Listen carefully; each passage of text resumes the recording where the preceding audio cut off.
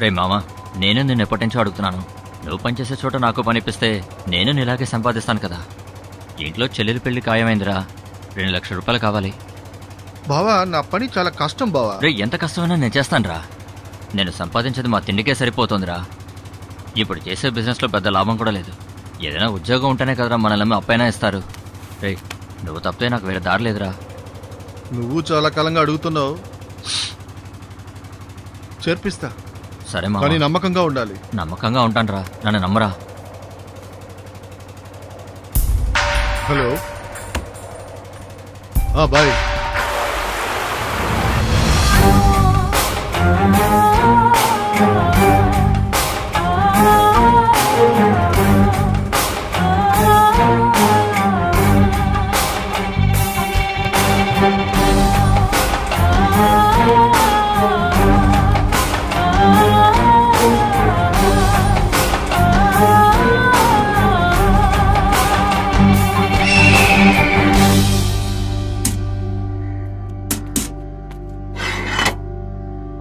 బాయ్ని కలవాలి. వెయిట్ చేయి.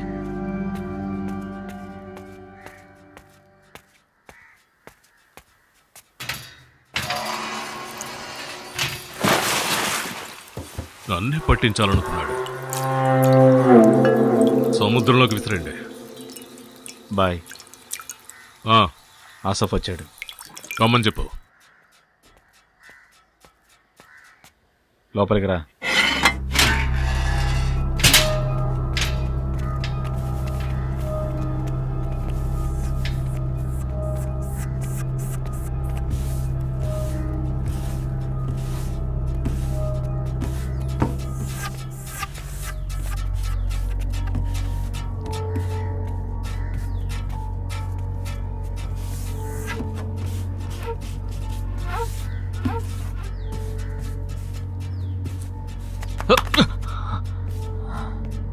చూసుకుని వెళ్ళరా.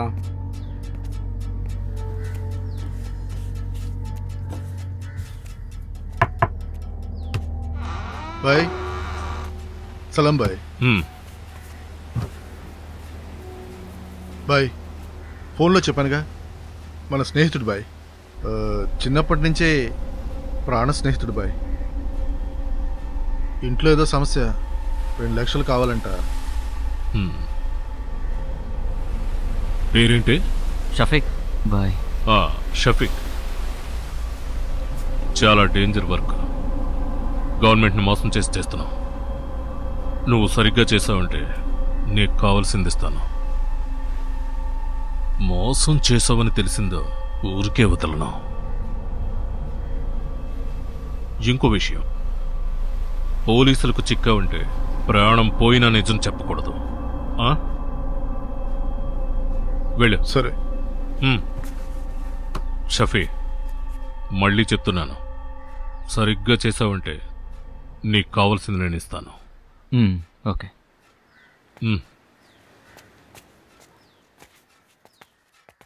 బాయ్, కొత్త వాళ్ళ ఉన్నాడు, నమ్మొచ్చా? వీడిని నమ్మచ్చు, మోసం చేయలే. కాదు, పెద్ద అమౌంట్ కదా, అందుకని. పోలీసులు మన మీద ఓ కన్నేసి ఉంచారు. అందుకే ఈ సమయంలో కొత్తవాడు కావాలి. చూడగానే అందరినీ నమ్మడం తప్పే, కానీ అదే సమయంలో ఎవరిని నమ్మకుండా ఉండడం కూడా తప్పే. ఏంటి మామా, భయంగా ఉందిరా, నాకు సెట్ అవుదురా.